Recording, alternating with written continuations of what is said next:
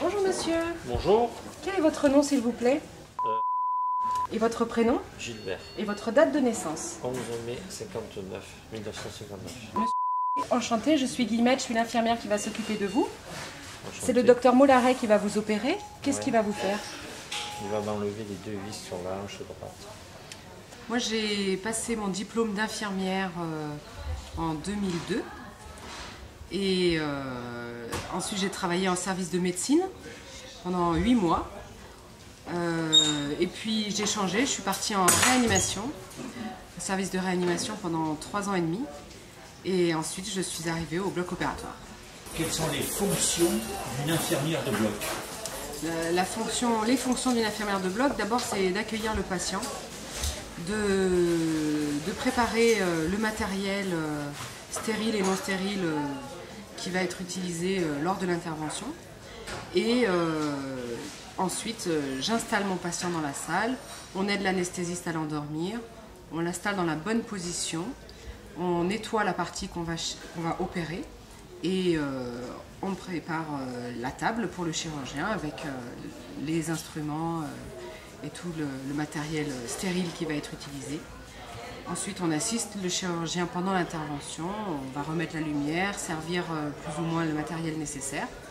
Et quand l'intervention est terminée, on va faire le pansement, remettre le patient sur le dos, réveiller le patient avec l'anesthésiste, l'installer sur un brancard et l'accompagner en salle de réveil. Comment peut-on devenir infirmière de bloc?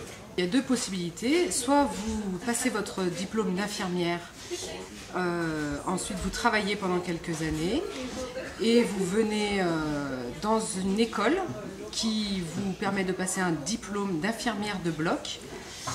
Et dans ces cas-là, vous êtes IBOD, infirmière de bloc opératoire diplômée d'État. Ou alors, vous venez travailler au bloc opératoire uniquement avec votre diplôme d'infirmière et vous apprenez sur le tas. Et vous avez une formation qui dure au moins 6 mois pour être opérationnel dans une salle de bloc. Est-ce qu'il y a des possibilités d'évolution professionnelle?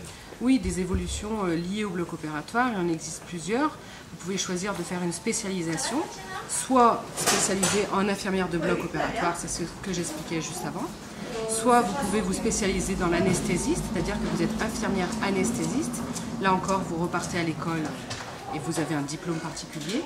Ou alors, vous pouvez passer des diplômes universitaires, et notamment pour être infirmière hygiéniste.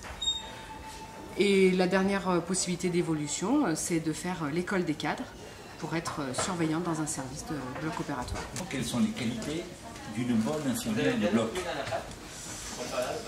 Organisée, disponible,